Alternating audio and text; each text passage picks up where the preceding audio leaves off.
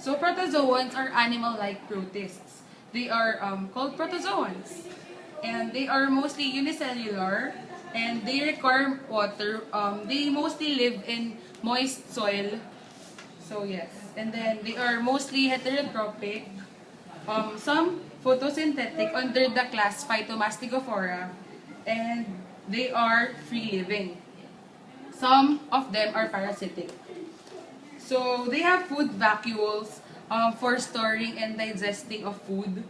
They are capable of movement and they respond to environment through what we call eye spot. So they maintain homeostasis, which is what corresponds to internal balance. They have contractile vacuoles for the pumping of excess water, and they form protective cysts when water or food is scarce. So they mostly occur at dormant stage. So the reproduction is through asexual and sexual. Asexual through fission, budding, and schizogony, and sexual through the production of gametes. And conjugation, opposite mating strains pair and exchange of genetic material, or what we call the DNA. So most protozoa have two stages, the tropozoite and the cyst. The tropozoite is mostly for feeding and growing stage, and the cyst is the parasitic stage, or where the most of the hosts are infected. So cyst is what also we call as infective stage.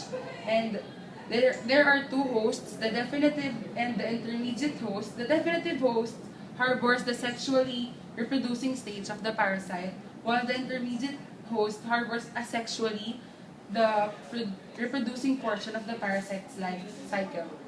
So what are the importance of protists? Protists are heterotrophic protists, or what we call the protozoa. They consume bacteria and other protists, so they mostly consume their co-protists. And components of aquatic and solid food webs help, and they help in recycling nutrients. So some are parasitic, as what I have said a while ago, and they cause diseases. Examples of these are malaria, dysentery, sleeping sickness, and others. So in interactions, protists are free-living or symbiotic, and their symbiotic relationships are ranging from mutualism to parasitism. So there are three phylums under protozoa: the Sarcomastigophora for the flagellates, the Ciliophora for the ciliates, and the Apicomplexa for the sporozoans. And their phylums are based on motility, reproduction, and stages in the life cycle. So I have here a fun fact about a protozoa. Actually, there is a protozoa that has 7 sexes. Yes, 7 sexes. It is called the Tetrahymena thermophila. It is the scientific name. It is a ciliate protozoa which is widely used in genetic and cytological research as model organisms. It has 7 sexes. Of this protozoa is uninventively named 1, 2, 3, 4, 5, 6, and 7. And unlike with humans, the genotypes of these protozoans don't determine what sex they are. So, another fact is all about the Vorticella. Vorticella are mostly found on vernal pools where they live, and it uses vernal pool critters as taxis. It gets a free ride while finding its food along the way. So it mostly uses their vernal pool critters as their means of motion towards their desired food path. So some let a certain species of green algae live inside their bodies. So they are known to be the farm. They are known to farm the algae because since most green algae live inside these vorticellas. So yeah. Giardia. It belongs to the kingdom Protista, phylum Sarcomastigophora, subphylum Mastigophora, class Zoomastigophora, order Diplomonadida, family Hexametidae, genus Giardia, and species Lamblia. So Giardia is a microscopic parasite that causes the diarrheal illness known as Georgia cyst. But it is mostly protected by an outer shell, and it can be found on contaminated areas and on food which is contaminated with feces. This is the picture, and it has a simple life cycle, and cysts are passed in the feces and can be transmitted directly or indirectly. It reproduces asexually through binary fission, and it is mostly capable of sexual reproduction. So this is the tropozoite of Georgia. It has two diploid nuclei, and it doesn't have any mitochondria, and it has a ventral sucking disc. So Georgia is the most common enteric protozoan pathogen of humans. It is a domestic animals and wildlife, and it is mostly called and popularly known as beaver fever. Who gets Georgiasis? It occurs more often in people in institutional settings, people in daycare centers, foreign traveler, and it can mostly men-to-men sex are mostly having an increased risk of having Georgiasis. How is this parasite spread? It is mostly spread in the feces of an infected person or animal and may contaminate water or food. So mostly this is done from person-to-person transmission that occurs mostly in daycare centers and where the hand-washing practices are poor. So this is the recognized species of genus Giardia. Yeah. Deadliest protozoans is the genus Plasmodium. It belongs to the kingdom Protista, under the phylum Apicomplexa, class Sporozoa, order Eucococcidia, family Plasmodiidae, genus Plasmodium, and species Falciparum malariae, ovale, vivax, knowlesi, which we will be focusing on. Plasmodium are obligate eukaryotic parasites. They are responsible for human malaria. They are most prevalent in the west coast region of Africa. They all have a sexual life stage that occurs in a blood-feeding insect, which is a definitive host for these organisms. Plasmodium has 3 stages in its life cycle. First is the infective stage. The parasite enters the vertebrate host with a vector bite. This life stage is known as the sporozoite stage. The next stage is the exoerythrocytic stage. The sporozoite undergoes multiple rounds of asexual divisions and matures into merozoites.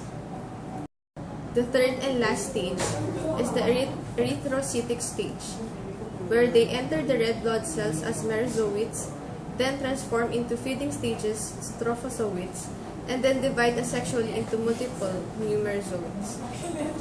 A disease that is spread by mosquitoes who have been infected by Plasmodium.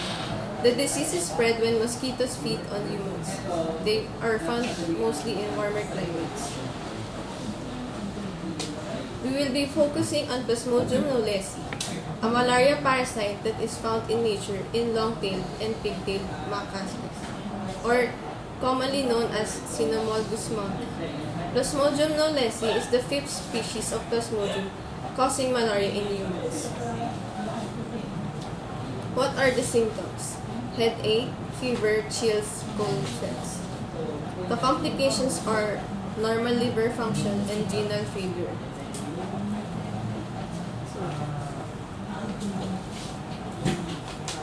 The diagnosis of Plasmodium knowlesi. It is diagnosed by examining thick and thin blood films in the same way as other malarias. Rapid diagnostic test kits may or may not recognize Plasmodium knowlesi because of their specificity.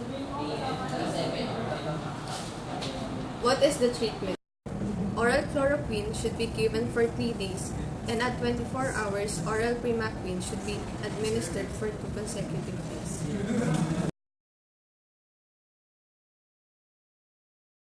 So hi guys, this is Fam, and basically I'm here to explain furthermore the details about the rotifers, Acanthocephalans, mainly in the same clade, which is the Natiferas. So today I'm gonna show you some pics I'm gonna show you a video.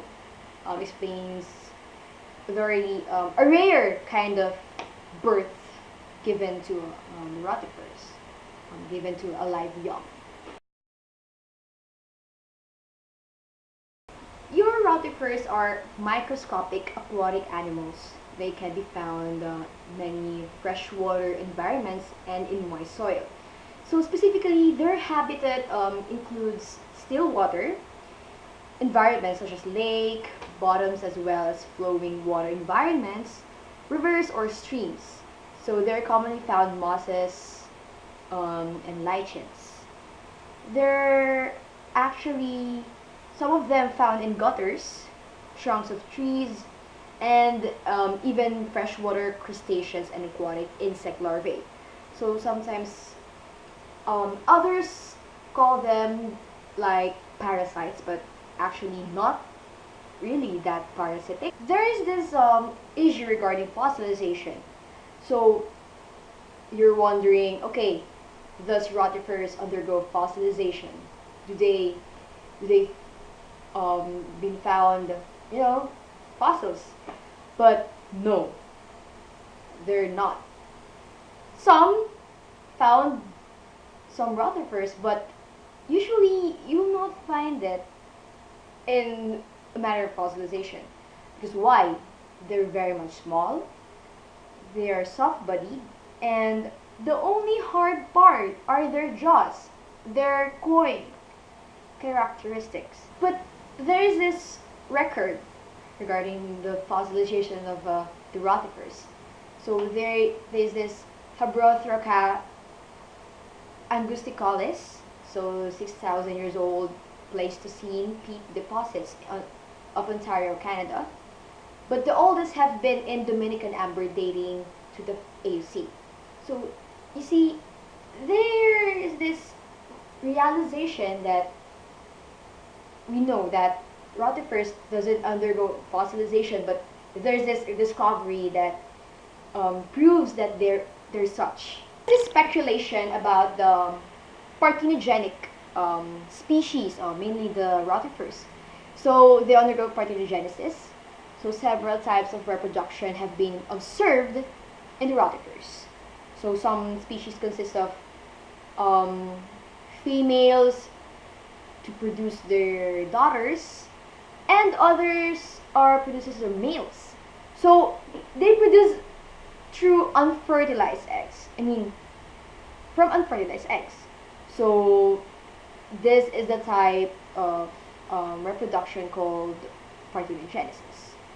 So in other words, they are produced in unfertilized eggs, asexually. View a video, a rare video actually, of a rotifer giving birth to a live young. So we all know that they give birth through unfertilized eggs, or like asexually, or that.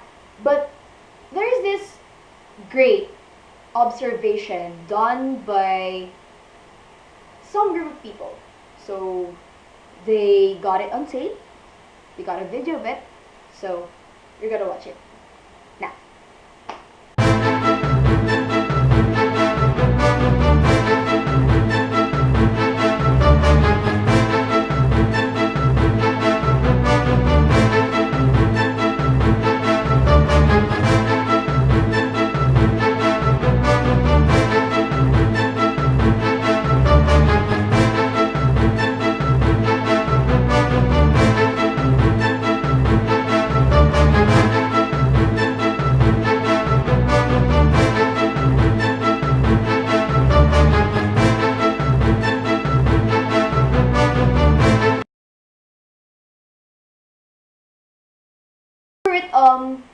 The parts of the rotifers. So as we all know that rotifers are small, but they're actually complicated than acanthocephalans. So let's go over with the top. So the corona, crown of cilia that draws a vortex of water into the mouth, which the rotifers is for food. So the food itself is ground by trophy, so jaws. Trophy is another term for the jaws, and located just behind the mouth in the pharynx or the throat. So trophy are found in almost all rotifers. So mainly you can see it in every rotifers discovered, and are characteristic organs of the phylum Rotifera. So the body of the rotifer is externally but not internally segmented. So the body is telescopic with a semi-flexible, extendable, transparent cuticle. So just like your other animals or animalcules. Rotifers are closely relatives of roundworms and arthropods. That explains why they have this cuticle coating and why they are segmented. So segmented for the roundworms and cuticle for the arthropods. So within the body are the stomach and reproductive organs. So the final region of the rotifer body is the foot. So they have the foot, and it ends in a toe. So containing a cement gland with which the rotifer may attach itself. So it uses to clean itself, in mosses, in tree trunks, in gutters, or in rocks. So there. So why are acanthocephalans included in this clade Natiferus? Well, for starters, they have this shared characteristics with the rotifers. Yes, they do have jaws. Yes, why are they included in this clade? Because basically, Natiferus have this coiled characteristic that they are jaw-like features in their body or in their structure. So, well, they share the same characteristics. That strongly suggests that the two phyla are closely related and are yes, basically in the clade Natiferus. So, all known species of acanthocephalan are endoparasites that live inside larger animals. So, despite clear evidence that they are closely related, rotifers are much complicated than acanthocephalans. So, acanthocephalans have this simpler bodied structure. So, it seems likely, therefore, that rotifers and acanthocephalans are both descended from jawed ancestors. But as the time goes by, the acanthocephalans developed into a non-jawed structure in their body. So they lost their jaws over time. Nemertines, they are also called ribbon or proboscis worm. So they are elongated, unsegmented, soft-bodied worms. They are ciliated externally, and they are mostly meat eaters, meaning they are carnivorous. They are also mostly benthic marine, which means that they live under the sea, deep under the sea. So here we can see that they have a complete digestive tract. We can see the mouth and they have the anus. So they have a one-way digestive tract. They also have a photonephridia, which is for excretion and osmoregulation. So they have a closed circulatory system, which we can see here. They can exchange gas through their epidermis. So earlier I said that they can also be called proboscis worms. This is because they have an inverted proboscis, which extends when they capture prey. Most proboscis contains toxins, which can paralyze the prey. So nemertines can reproduce asexually and sexually. So in asexual reproduction, they can regenerate and have multiple transverse fission. You can see here that it is cut transversely and they regenerated into many organisms. Next is sexual reproduction. So most are gonochoristic, meaning that they have a separation of sexes in different individuals. So they have the gonads here around the gut in the tissues. Nemertines are also called a crossroad phylum since they are closely related to the platyhelminthes. So here are the characteristics which they share with the platyhelminthes. They have an extracellular matrix, they have a reversible pharynx, and they also have a protonephridia. So what are the advanced features that the nemerteins exhibit that the platyhelminthes do not? So they have a fluid-filled cavity, they have a circulatory system which I discussed earlier, and they also have a nervous system. Phylum Netophora. They are usually termed as the comb jellies. There are two classes under it. There are Nuda and Tentaculata. Nuda has no tentacles. An example of its species is Homimorpha plumos, while the Tentaculata has tentacles. An example of its species is Meropunctatus. Morphologically, they are spherical in shape. They are composed of 2 large tentacles and 8 comb rows. All ctenophores are hermaphrodites. They all reproduce asexually. Their tentacles have coloblasts for catching prey. The monophyletic group of the ctenophores are closely related with the cnidarians. Their ancestor is the Cydipeda. It was determined that Cydipeda is a polyphyletic group. All orders were secondly derived from their ancestor. Through their close 18S RNA ribosomal relation, they discovered that cnidarians and ctenophores came from a common ancestor. Embryology. It starts off with egg fertilization, then the embryo develops. There is complete but unequal cleavage happening. It forms 2, then 4, then 8, until a fully developed embryo occurs. The embryo forms in the egg covering. Then there is the development of cilia, tentacles, and sense organs. Epiacesis happens. Epiacesis is the flattening or extension of the ectoderm layer.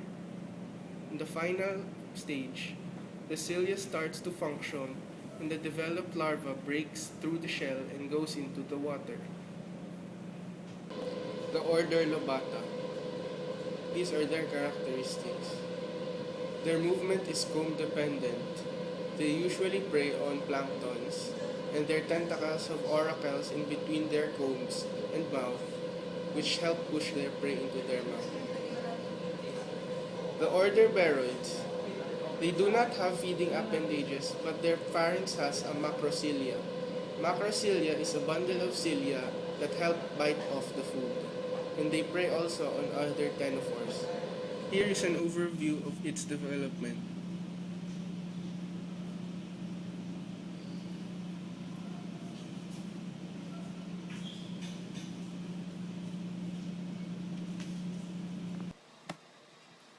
Four phyla of likely nematode relatives, namely Nematophora, Priapolida, Kinorkina, and Lorcifera. So, cycloneuralians. They possess a brain which encircles the pharynx like a collar. They possess 3 layers of cuticle, which are either collagenous or chitinous. They're believed to be acylomates, though some are pseudocylomates. They're introverted, for they possess an reversible anterior portion of the body with the mouth opening at the end. So this is the comparative feature of the cycloneuralia. So as you can see, it is composed of 5 phyla, which are Nematoda, Nematophora, Priapolida, Kinorkina, and Lorcifera. So both Nematoda and Nematophora possess collagenous cuticle, while Priapolida, Kinorkina, and Lorcifera have chitinous cuticle. So their body cavity, as mentioned earlier, are pseudocylomates or acylomates, and Nematoda and Nematophora are the only phyla in this group that are parasitic, and Nematoda is distributed in all habitats. Nematophora, on the other hand, is distributed only in fresh water. Priapolida, Kinorkina, and Lorcifera are found exclusively in marine waters. So this is the relationship. Um, so all of those aforementioned phyla are or belongs to this taxonomic group called Cycloneurolia. So when only Priapolida and Kinorkina is considered, they form their own taxonomic group, which is Scalidomorpha.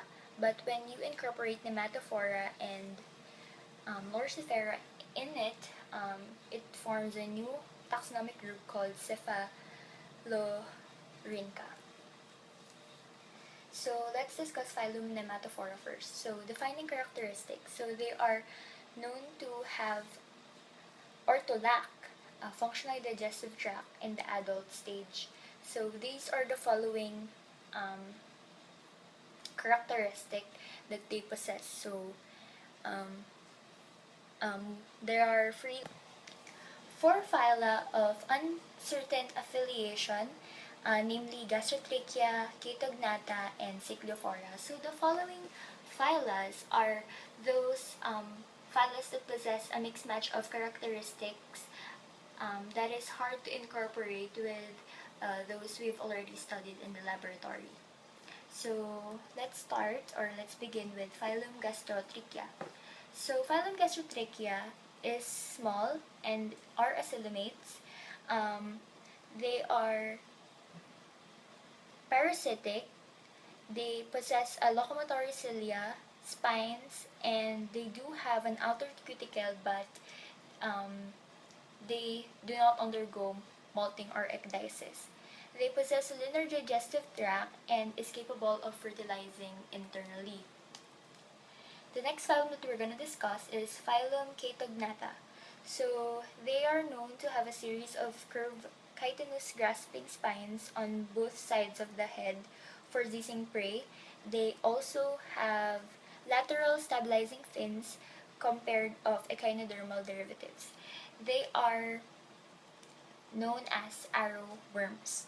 So they do not have any specialized respiratory or expiratory organs, but they do have cilia and are carnivorous. They also possess the spines. Then the last phylum that we're going to discuss is phylum Cyclophora. So they're known to have a ciliated larval stage, which they called as choroid larva. They possess a ring of compound cilia, and they have appendages that are attached through adhesive disc and has a digestive tract that is U in shape. They also undergo a bizarre life cycle. So let me just, yes. So this is their life cycle.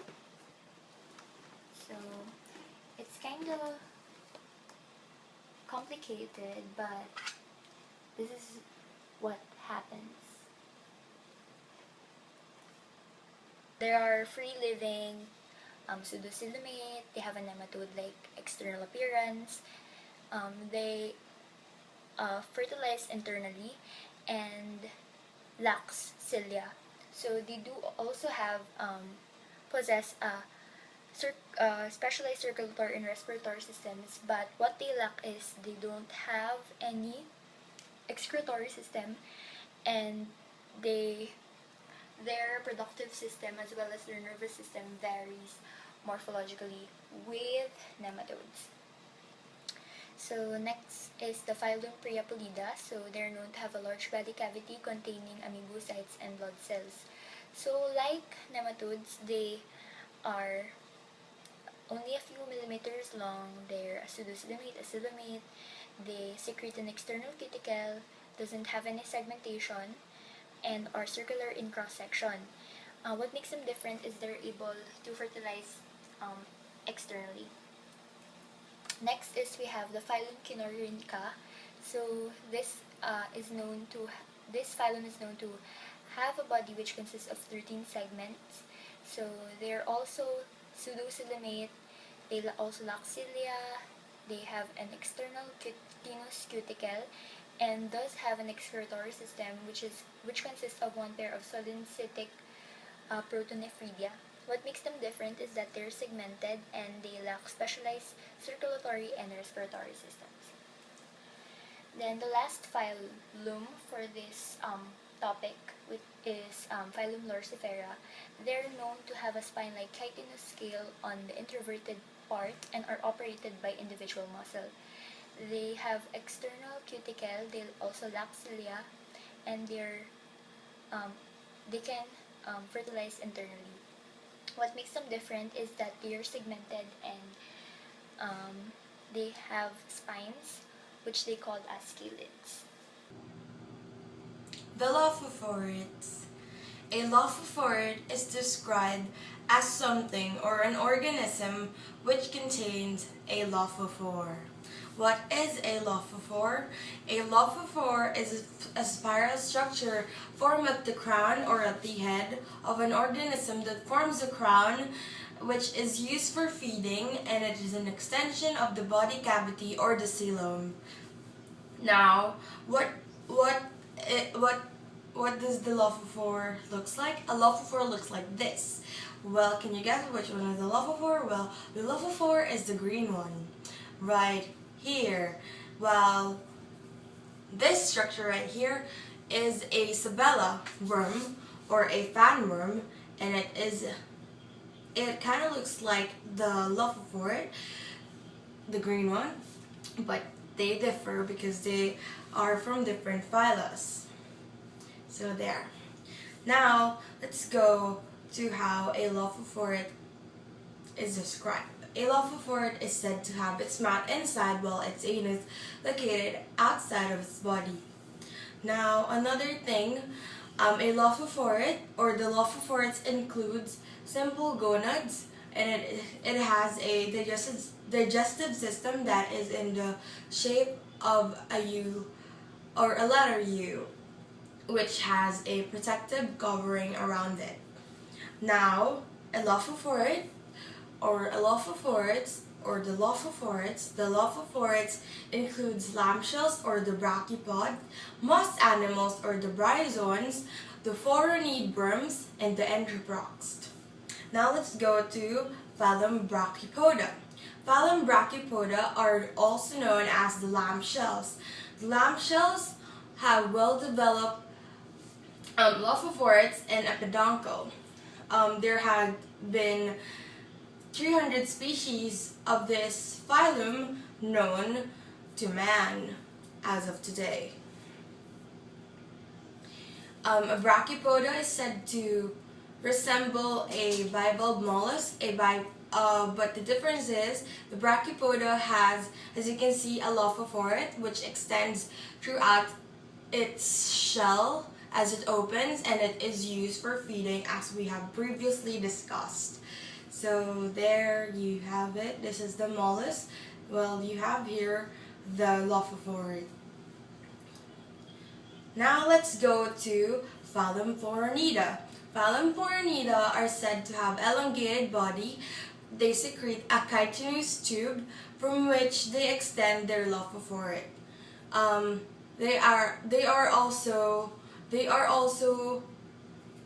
Their body is also attached to a tube. Yeah, so they kind of look like a tube. So they're said to be resembling a fan worm or a tailworm. Right there, another Tabelia plant. So the orange one is a lophophorid, which is a phoronid, and the blue one is a sabella tailworm. Yeah.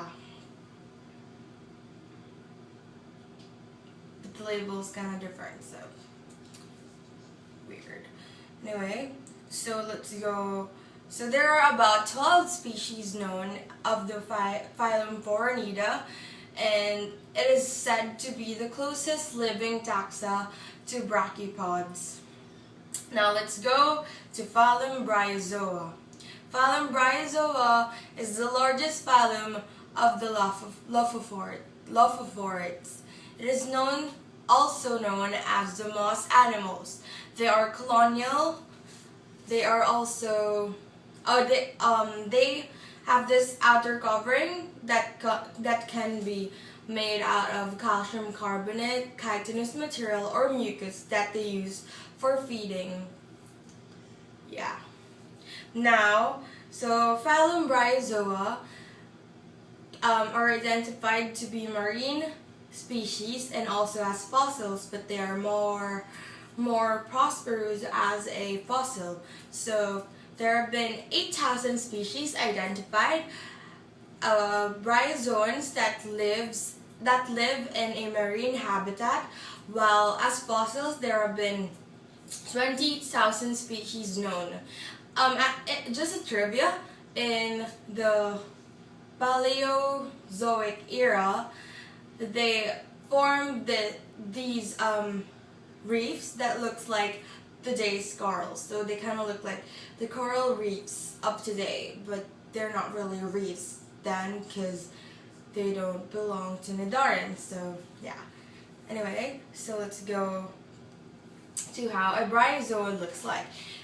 So you can see here we have a hydra, because they are said the bryozoans are said to look like a hydra of phylum Nidaria, while here, the one with the trace structures, these are your bryozoans, while here you have your hydra, which belongs, as I have said, belongs to the phylum Nidaria. So they kind of look like,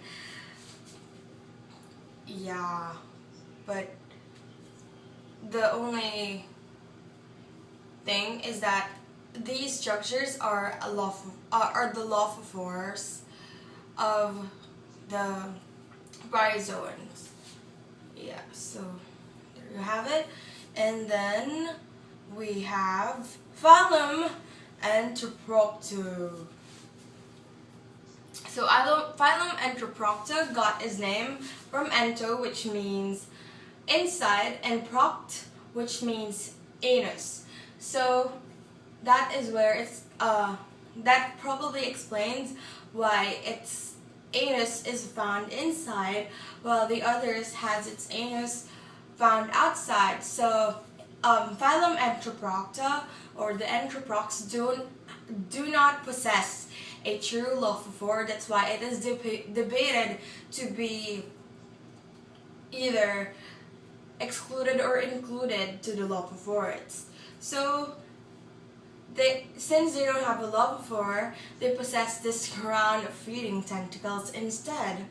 So the anus of this organism, as I've said, is found inside the feeding tentacles, and it is an organism which can be colonial or solitary. And as of now, there have been 9 species identified to having belonged to this phylum.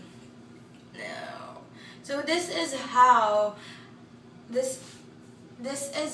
enteroproc looks like, but it is not a real life example because I don't think there is some. But yeah, as you can see, here are the parts of an enteroproct. So you have the mouth, the anus, the stomach, the stalk, and yeah. So there you have it. So the tentacles are these, and yeah. Okay, the end. Hey, Nakamore, can we go thrift shopping? What?